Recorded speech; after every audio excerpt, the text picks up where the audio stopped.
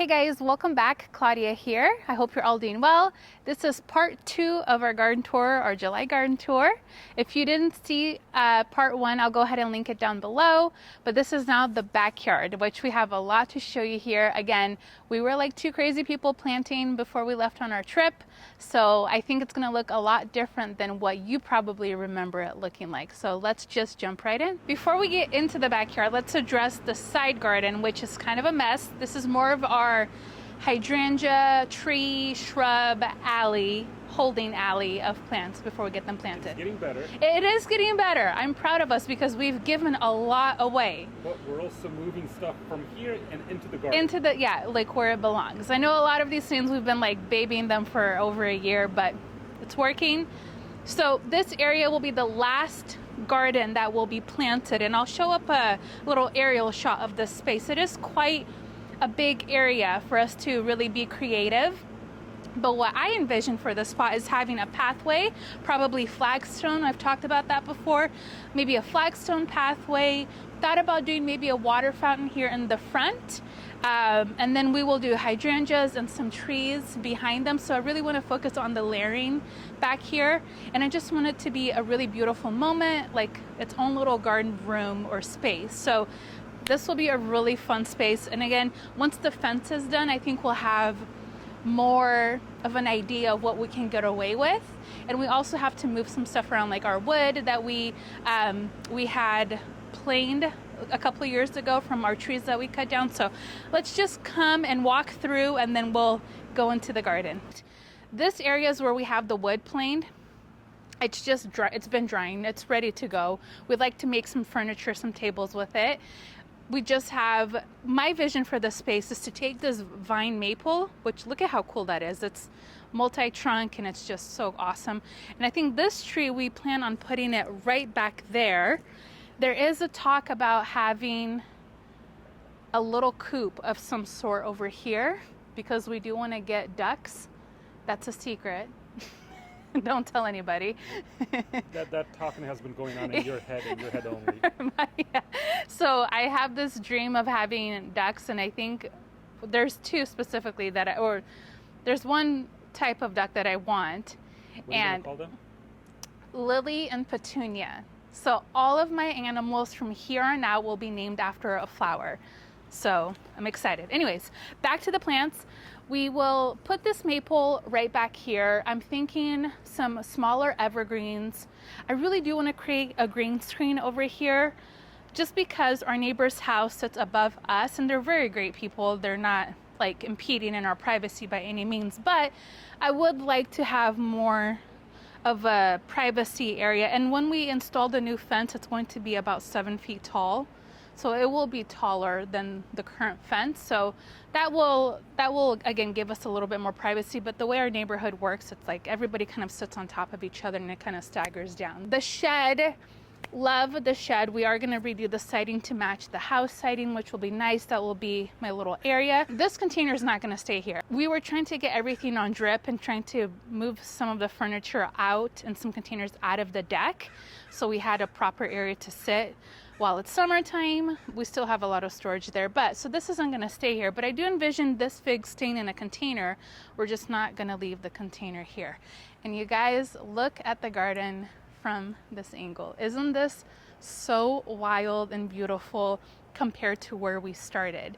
If you recall, 2 summers ago, we removed everything. I showed you the backyard, and I showed you guys how everything looked, and it was just a complete change of what it looks like now. We had trees that we removed, we had to level, we had to add in a huge dry well because of the drainage problem we had in the backyard.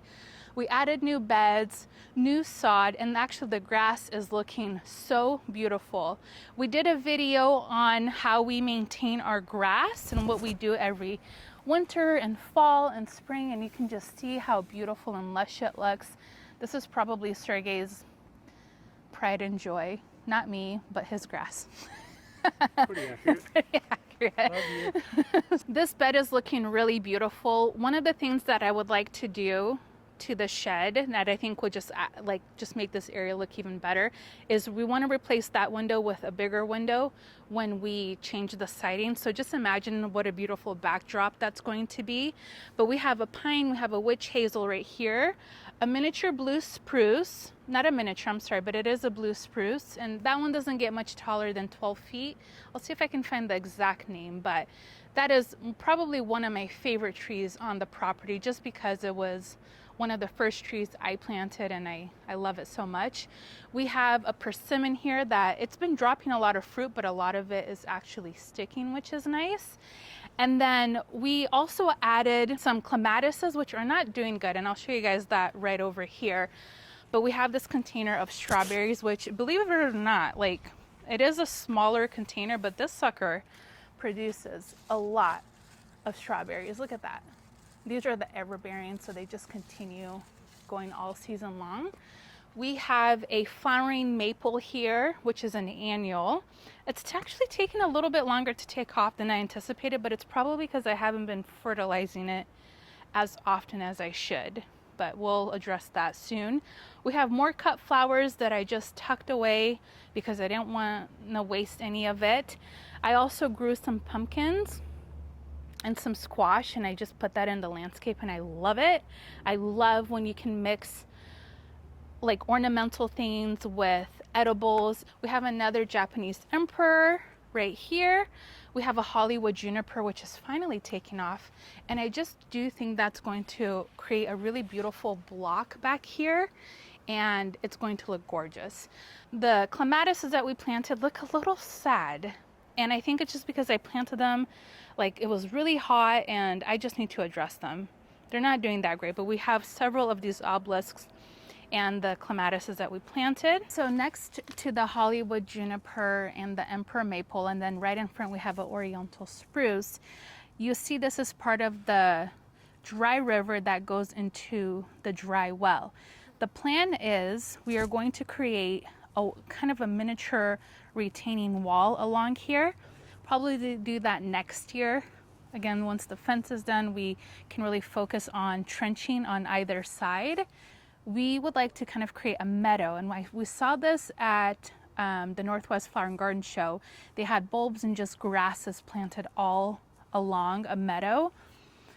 Again, a retaining wall. It would just look like a beautiful meadow. So I think that's what we're going to be doing back here. And honestly, we can get away with planting some stuff on the back end, so closest to the fence. I am all about, like, if there's a spot, let's fill it with something. I'm that person. Like, I understand a lot of these trees will get bigger and fill in, but I'm also irrational when it comes to things like that. And I'm like, well, we can fit something back here. So I think there's still opportunity, even if we did like a vine climbing up along the fence. I think for us, it's all about maximizing every little area that we have in the garden to create a beautiful moment. And we've talked about this before, where I feel like we've outgrown this garden already because we're not buying as many trees as we were before. So we're definitely ready at some point to buy a bigger property and do it all over again, which hopefully we'll be doing that in the next several years. But remember, inflation is real. Yes, inflation. Inflation is very real. Yes, can somebody just help us find land, like in the middle of nowhere but still close to town, because we would love that. This is probably my favorite view of the backyard, just standing back here and looking out into the cut flower garden. And speaking of the cut flower garden, I know when we were pruning our roses, we did a video, we talked about them putting an edge around the cut flower garden, which we've rescheduled twice, our fault, because we went to Brazil. But we are on schedule for him to come on the 26th of this month. So that will be so nice to get that area all kind of wrapped up and finished up. The pillars all have a cup and saucer vine growing on them. This is a seed that I bought from Florette, and I started indoors. I haven't been very diligent about training it to climb up, and they're kind of taking a while to take off. I've never grown cup and saucer vines, so I don't know if they just take a while. Let me know in the comments if you guys grow this vine, and two, like, when does it really just start going to town? So we planted the climbing roses on one of our moon arches here. This is a Eden climbing rose, and it's so pretty. I'm so sorry we didn't film a lot of the things that we did. We really were like just planting at night, between lunch break, in the morning, early morning. It would have been so difficult to film and get it all done as quickly as we were able to. This area will be planted as well. I do think we're gonna go with some pretty big leaf hydrangeas. Not sure yet, but this will be a really fun space to plant. Again, just another area with holding some of our hellebores and irises and some trees that we need to get planted, but you know how it goes. Our deck, we hope to replace that at some point, probably after everything else is done. It's not like a super urgent thing. You can see we're still using it as storage. We have our range and our dishwasher all out here. We've been using the grill like crazy because our kitchen's not quite done yet. But this area is really coming along. We did mulch everything with compost before we left to Brazil. We used compost as mulch. We have since day one, just because we knew there's so much clay here. We needed to do something to help build up our soil. So if you have clay, I highly recommend you do compost instead of mulch. It's dark, it's really beautiful, and it's adding nutrition to your plants, and it's just helping build that soil up. You guys remember we pruned a lot of our figs. The king fig is actually doing really beautiful. We're gonna propagate it here pretty soon, and we'll show you how we do that. We used to have 45 fig trees, which is just so cool. Oh my gosh, and look, there's a fig ready. Do you see it? A little chunky little thing. I call dibs on that one. I'll share. We have a southern magnolia back there, a false cypress. We also have one over here that we need to get planted. Everything is coming along. And when I tell you we were out here planting at night, I'm not kidding. I'll show you a picture. We were planting these ice cap roses like at 9:30 at night one night. And it was still like a little bit light, but I had a headlamp on and I looked like a crazy woman, but we got it done.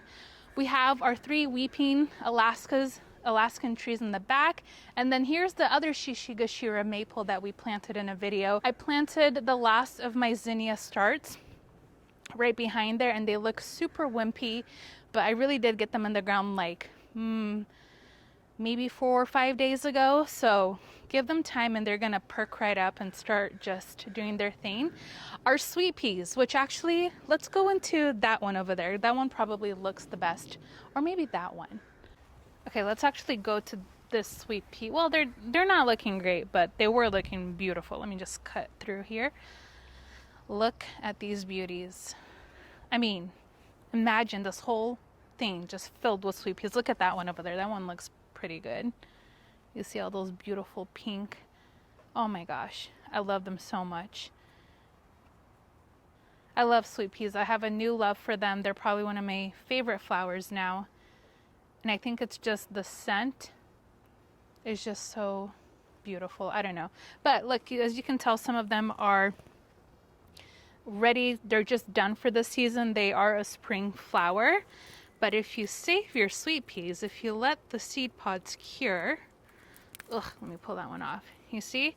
So it's kind of brown. You could actually even let it go a little bit longer. If they're like this, they're not quite ready. They're kind of soft, but if they're kind of crunchy, and you pop them up, pop them out like this, you can save your own sweet pea seeds for next year.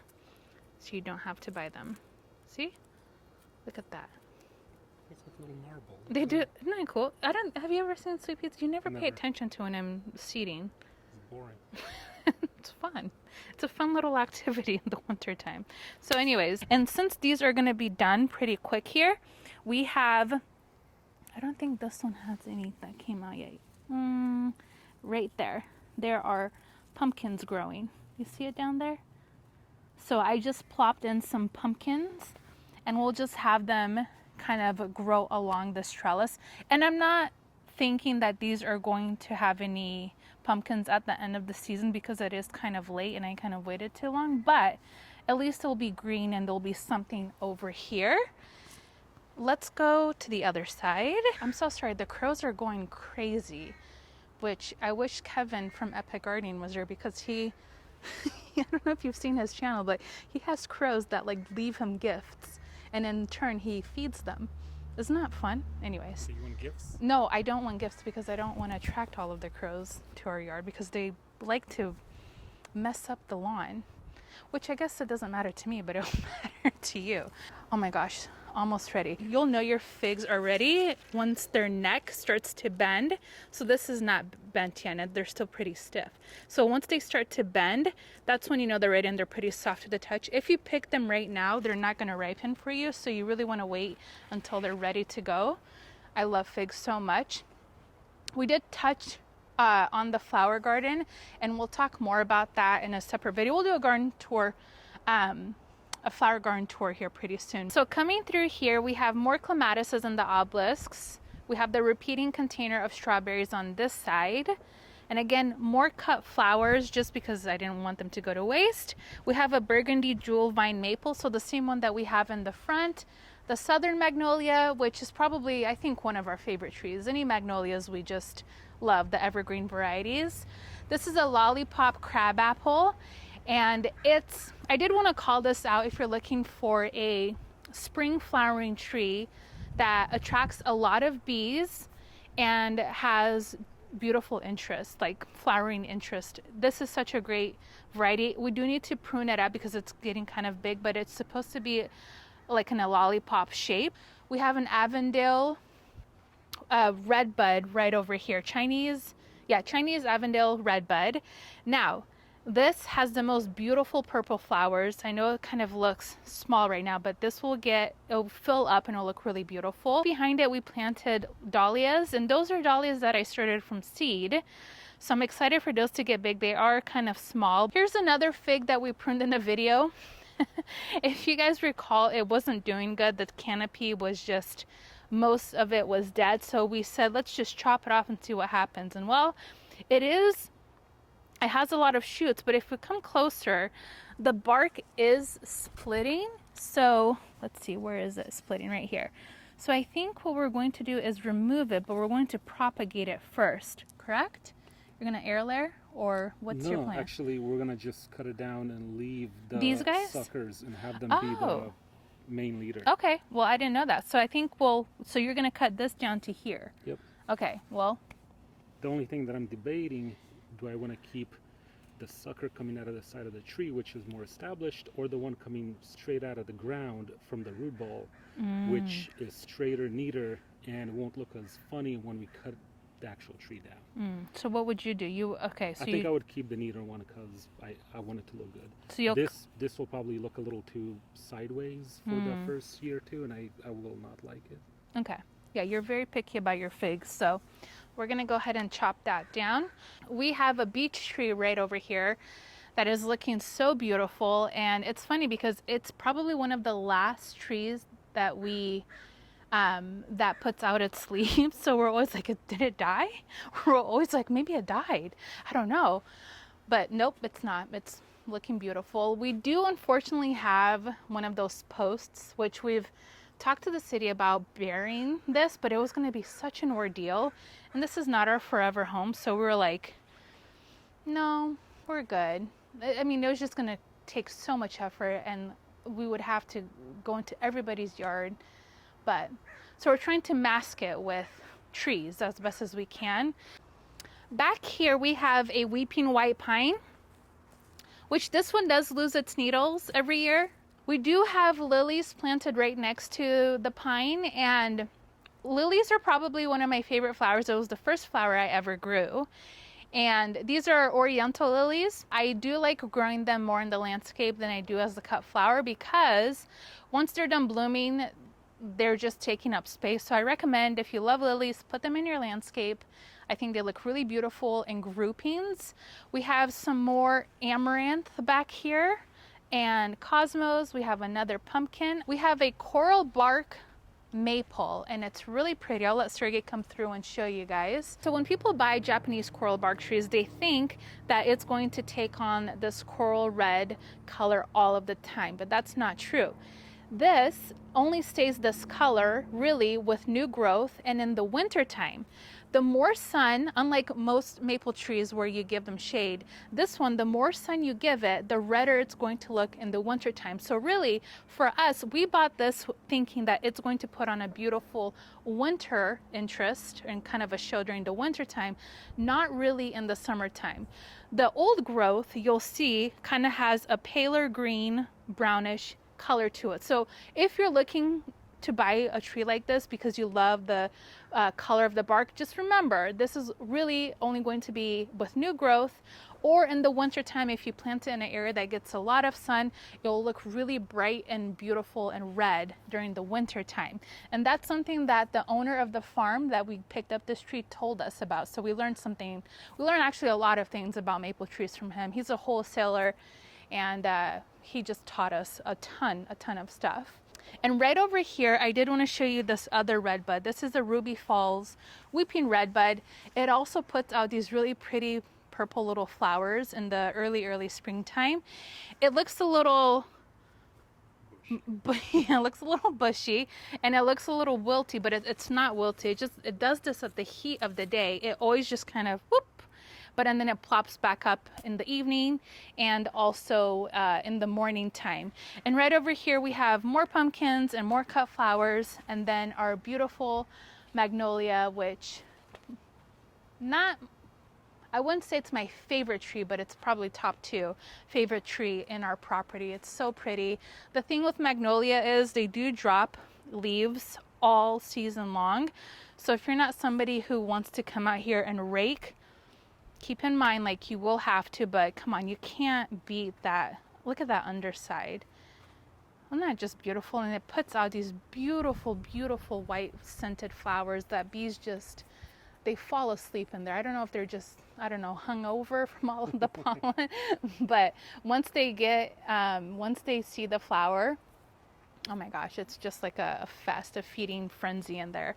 And if you swing back around, we'll talk more about this, but in the cut flower garden tour, but I did want to show you guys, we do have our olive tree out here, which we normally have on the deck, but I've always dreamt of having a French Italian garden and olive trees in my cut flower garden. So we brought her out, and it's doing really well. Back here, we do have a space for something. So in the meantime, I just planted a dahlia, more pumpkins, more amaranth, and then this, I think I mentioned this oriental spruce, but I do want to add another tree here, something probably tall, evergreen, not this texture. So we'll have to be kind of creative about what we choose, or maybe like 3 smaller things just to create a little bit more privacy in this pot right here specifically. But I think we covered all of it. I know we have a lot to talk about with the cut flowers, but if you turn around this way, you can just see the garden also just looks beautiful from this view. And yeah, I'm just so excited that we were able to get all of this done. And again, I really wanted to film for you guys, but filming just takes so much time, and we're in such a rush to get all of these things planted in like the last week before our big trip. So, but everything is growing and just looking beautiful. All right, well, that is going to wrap up part 2 of our July garden tour. Thank you guys so much for hanging out with us today and spending time in the garden. We will see you in the next video.